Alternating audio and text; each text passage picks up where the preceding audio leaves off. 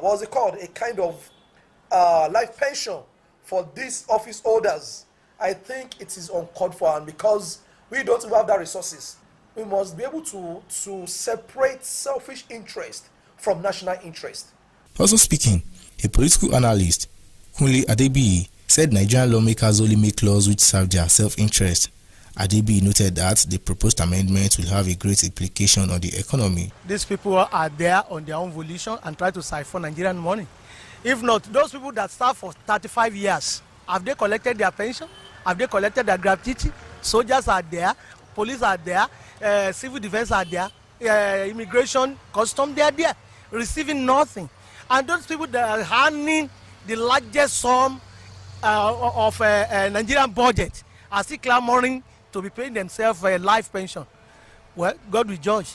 We have a very negative impact on our economy. Seriously, even the amount they are collecting, the remuneration for now in the House of Assemblies is still telling Nigerian economy now, not to talk of when they are now collecting pension again. Another concerned stakeholder, Chimo Akonde, reported the move by the lawmakers, adding that it is a way to siphon money. One of those who serve 35 years are here, they haven't collected anything. Those of you serving 8 years want to be receiving life something. Don't they know that there are some Nigerians who are not collecting anything? They will never think of that. They will be thinking of themselves alone, which means you have bad people representing us. They are greedy people. So who are the people destroying the economy of the country? Are they not the one? How much are they earning? First of all, think of that. Now they want to retire after 8 years and at the same time be collecting life something. Some of them are already retired personnel from the ministry and so on and so forth, and they want to start collecting another money again. Nigerians are saying no, they should not talk about that at all. They maintain that the proposed life pension will amount to a gross injustice and double jeopardy for millions of pensioners across the country who have been denied their reward for service. It will be recalled that the planned life pension for principal officers was first proposed by the 8th National Assembly under the leadership of Bukola Saraki in 2016. Taiwo Olanrewaju, Impact Business Radio News. In the same vein, President Muhammadu Buhari has again written to the Senate to amend the recently signed Electoral Act 2022. Within the letter, the Senate President Ahmad Lawan quoted the President as urging the lawmakers to consider outright deletion of the section which calls for the resignation of political appointees before party primaries. Talking security, President Buhari has affirmed that to end all forms of insecurity across the country, the federal government and security agencies need to support and patriotism of Nigerians. Buhari made this known today in Abuja at a national security seminar organized by the National Defense College. The President urged Nigerians to get more involved with security agencies to tackle the myriad of challenges facing the country. He also commended security agencies and service chiefs for their courage and effort in promoting peace and order and putting an end to insecurity. Buhari maintained that more can be achieved in bringing law and order to various parts of the country with the full cooperation of the people. He further reiterated his commitment to putting in place measures to adequately support the armed forces and other security agencies in terms of modern equipment, boosting their manpower, financing their operations and other international assignments. According to the President, the issue of kidnapping across schools has been tackled with all seriousness as disruption of the educational system and economic activities will not be tolerated. Not leaving security, Nigerians have called on the federal government to find lasting solutions to the challenges facing the country. This is as they noted that the current security structure is now working. Speaking with Impact News Crew, they also called on the Oyo State government to improve the security architecture in the state. Over time, the politics of the security of lives and property has taken a worrisome dimension in the southwest. This is as cases of killings, kidnapping, rape, and destruction of property has become the order of the day. In retrospect, Many have argued that the Oyo State government has failed to secure lives and property of its people, while some say the claim is false. Reacting, a public affairs analyst, Lateef Aremu, while eschewing the security architecture of Oyo State, applauded the efforts of the state government at ensuring adequate security of lives and property. As we all can see, the street lighting is very important, because when criminals don't have a place to hide, it will be very difficult for them to carry out their criminal activities. Then the direct number, the 615, that anyone can call, it's a good way to call the attention of the security agencies to criminality anywhere. Then another one is the launching of the Amutajero Corps. They've been doing wonderfully well, so we have to give kudos to the Oyo State government for all they've been doing. He also stressed the need for the state government to improve the security architecture of the state. Every day in Ibadan, you have cases of armed robbery, kidnapping, and everywhere. So one of the areas that the government can look into is collaboration with the police, the security forces, and I think we have that in place already with the Operation Bust. Then they need to recruit more personnel into the Amutajero Corps. Also speaking, another public affairs analyst, Adesumbo Badejoko, said the Oyo State government has not fared well as regards ensuring sustainable peace, other than that crime is being promoted in the state. On a scale of 10, I'll give 4 over 10. It's a pass mark, but not a credit. So that's the way I view it. Yes, we often look at the security from the national angle, that the whole nation is not secured. But then, we governors are the chief security officer of the state. You have a situation where the government itself promotes some activities that are encouraging insecurity, like going about with miscreants for political rallies and all of that. While giving instances, Badejoko said security in the state was politicized, as opposed to the state government rising to the challenge of providing adequate security for the people. Don't forget the situation at Iwo Road, where one of these guys that I'm talking about actually stabbed a young man that is just going about his normal business. And up till now, nobody has been brought to book. Even those that were arrested that we learned have been released. So when you look at all this, I don't want to be mentioning the cases of burglary that we had. I myself had 1 or 2 experience with that. If you are not careful, you can't go under the bridge in the road without your phones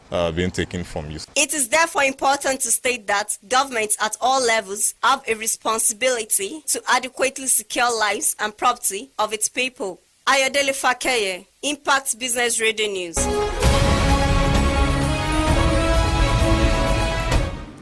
Away from that, former President Goodluck Jonathan says politics should be a vehicle for development, not a platform for politicians and the people to unleash violence. The former president made this known in Yenagua while inaugurating a bridge to link communities in the state. Jonathan urged people to learn to resolve their differences amicably, especially during elections, rather than play politics of violence.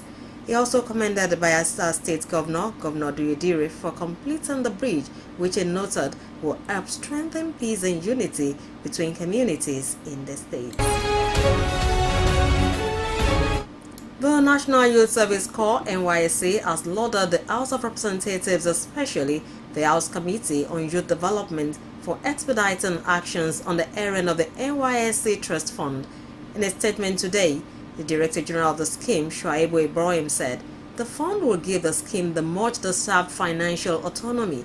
According to him, the fund will also enhance the provision of the needed infrastructure, as well as equip corps members with startup capital to make them self-reliant. Ibrahim affirmed that the move will further enhance the smooth operation of the scheme by addressing the challenge of infrastructure and boost the skills and entrepreneurship development program aimed at empowering corps members. The Director General also urged corps members to take skill acquisition program, as paid employment is in short supply.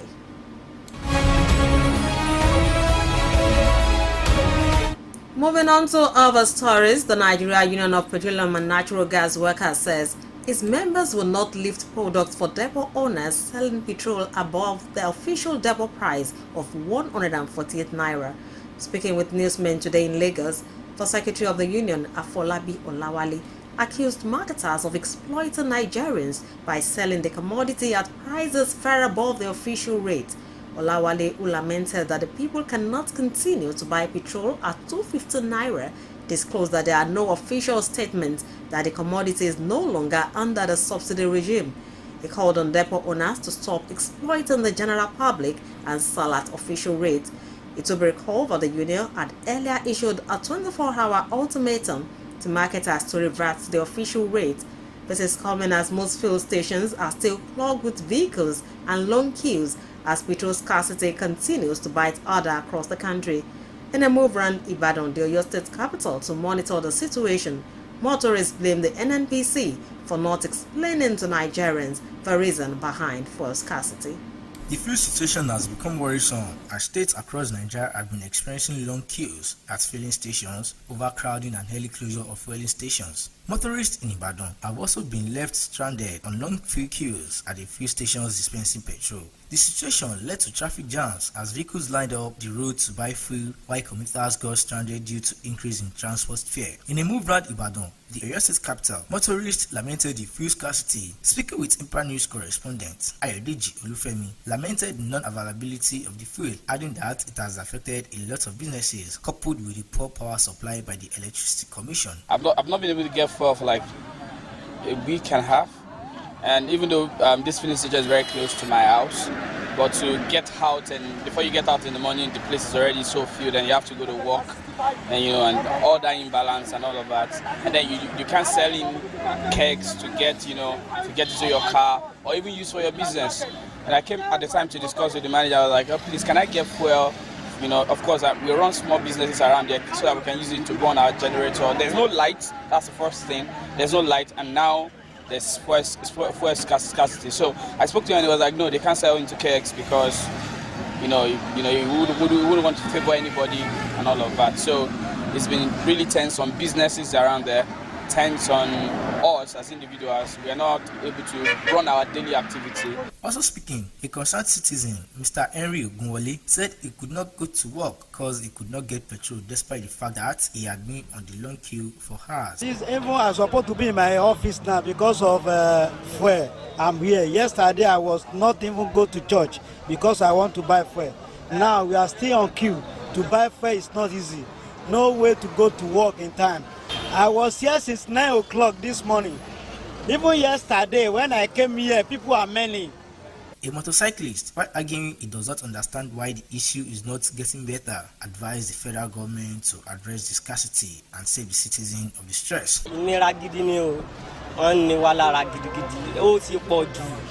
In fact, Cherry, the funny thing is that in Cocotte Shelley, NNPC, Lepo NNPC to 1 billion, and no join, a baby, nothing to black market, or then that, on Repo, no kegging on the Repo, sitting between the Echo Ribe, or not to see battles, the affect to Poju. Could say, so shame that I want me by Lataro, Shekila Kilaveshi.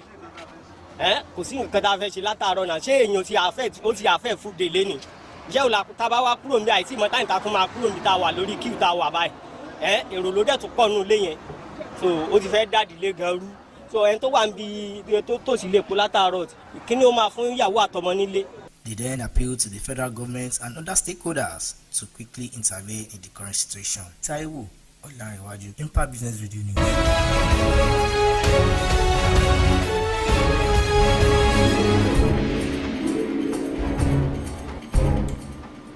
Meanwhile, as petrol scarcity continues to bite harder, residents of Abeokuta have lamented the hardships they undergo to carry out their daily activities over the past few weeks.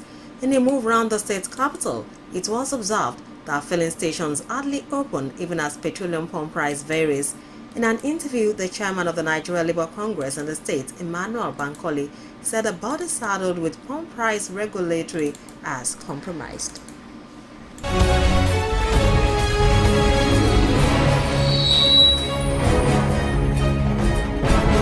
Affect our business, so we are not selling anything. Everything just stands still. No market, nothing. Customers are not coming. Even everybody in the market are complaining about because of petrol now. Gari is expensive, rice is expensive. Even ordinary red oil is expensive now in the market. Everything from Iru 10 naira is 15 naira now. The one I bought yesterday, I bought it for a rate of 230. Can you imagine? Not be easy. And how much the airport cost? So anytime for me now, because what I buy, that's what I use to get my service done. The truth of the matter is that as Nigerian, I as a Nigerian, and as Nigerians, we are fed up with this government. It's as clear as we don't even have government in this country again. I would say that the futures of our children and the incoming generation, nobody can say whether they have the future in this country anymore. If the government can work on our refineries, I think that would be the best. We have refineries.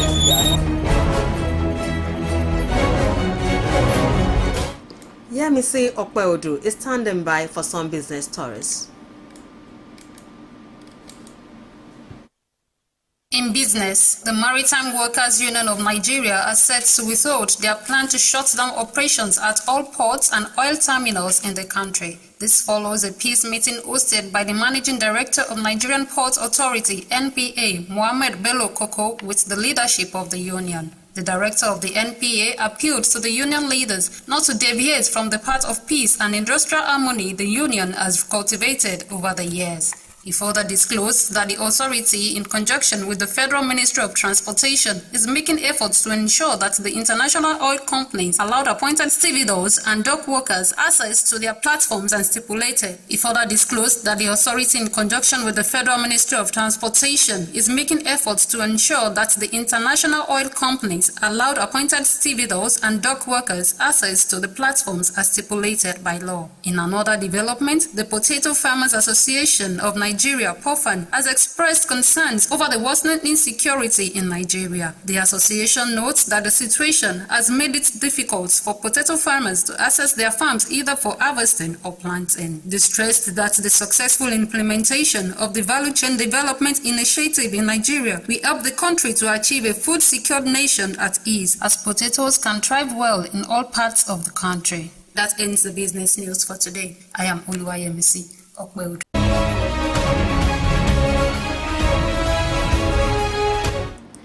Thank you, Yemisi. Now to the editorial review for today.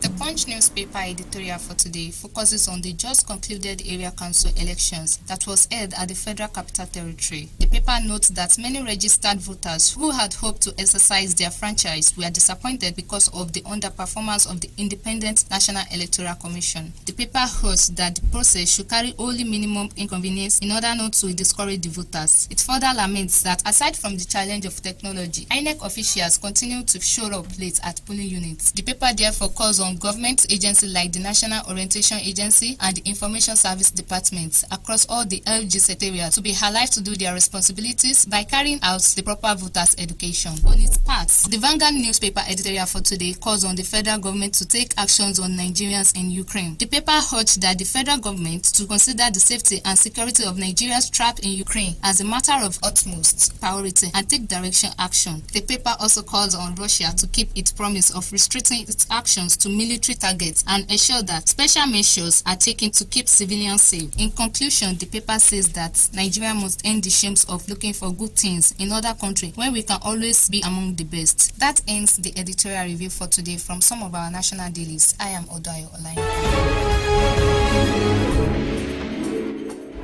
Thank you, Odayo. It's now time to go for some stories from the exciting world of sports. Hello, good evening. Welcome to the sports segment. Former Indomitable Lions defender Rigobert Song has been confirmed as the new Cameroon head coach on the orders of the country's president Paul Biya. The 45-year-old replaces Tony Conceição, who led the national team to a third-place finish at January's African Cup of Nations. Song is the country's most capped player, making 137 appearances for the Indomitable Lions. Conceição had led Cameroon to World Cup qualifying playoffs, and they will play Algeria in a two-legged tie in March for a place at Qatar 2022. Song, who also played for West Ham in England and had spells in France, Italy, Germany and Turkey during his playing career, also featured at 4 World Cups and won the 2000 and 2002 African Cup of Nations titles. Song will be assisted by the former Congo-Brazzaville, Kenya and Equatorial Guinea coach Sebastien Migniel. The Frenchman, whose most recent job was at South African club Marumo Gallant, led Kenya to the 2019 African Cup of Nations finals in Egypt. The technical team also include international Suleimanu Haminu as goalkeeper coach and Remote Kala as team manager. Away from that, Russian football clubs and national teams have been suspended from all competitions by FIFA and UEFA after the country's invasion of Ukraine. The World and European football governing bodies said they would be banned until further notice. It means the Russian men's team will not play their World Cup playoff matches next month, and the women's team have been banned from this summer Euro 2022 competition. Spartak Moscow have also been kicked out of the Europa League, and their last 16 opponent RB Leipzig will advance to the quarterfinals. Still staying with development from the Russian-Ukraine crisis, Shakhtar Donetsk have evacuated their Brazilian players to Romania following Russia's invasion of Ukraine. The Ukrainian Premier League club worked with UEFA to move 12 players away from the conflict, which continues to escalate across the country. Shakhtar said Dynamo Kiev and SK Dnipro 1 have also managed to move foreign players from Ukraine. Shakhtar lead the Ukrainian Premier League but have not played a fixture since 11th of December as a result of a winter break and the subsequent suspension of football because of the Russian invasion. And lastly, in sport, in the English Premier League, Leeds United have named former RB Leipzig boss Mask as their new head coach. The 48-year-old has signed a deal at the Elland Road Club until June 2025. Mask, who has also coached New York Red Bulls and Red Bull Salzburg, left the German club in December last year after a 5-month spell. In his first interview, he had this to say.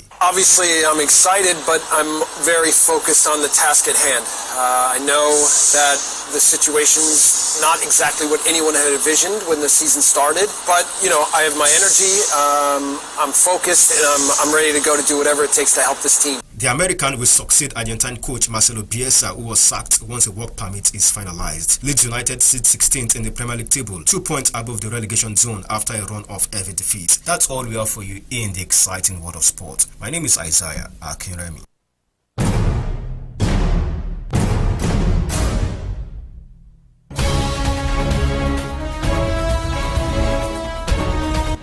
Thank you, Isaiah. On the foreign scene, Ukraine president has called on European Union to prove that it sided with Ukraine in its war with Russia. This is coming a day after signing an official request to join the bloc. It will be noted that Zelensky former signed the nation's application to join the European Union after asking the bloc to move swiftly to admit Ukraine as a member. In the meantime, the spokesman of Russia's defense ministry has announced that the nation will strike at the Information Warfare and Psychological Operations Center of the Ukrainian Armed Forces and Technological Facilities of the Ukrainian Security Service.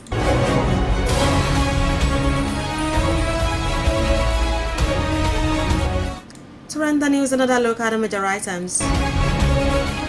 Senate approves Conference Committee report on Nigeria Postal Services Bill. We also told you that Buhari calls on Nigerians to support efforts to end all forms of insecurity across the country. And on the foreign scene, Ukraine calls on European Union to take steps in its ongoing war with Russia. For comments, breaking news, happenings around your area and suggestions, send your report to newsroom at Ibr92.5FM.com. The news was produced and edited by Mary Uju. I am Anu Akomolafe. Good evening and thanks for joining us. News, analysis, reports, and commentary.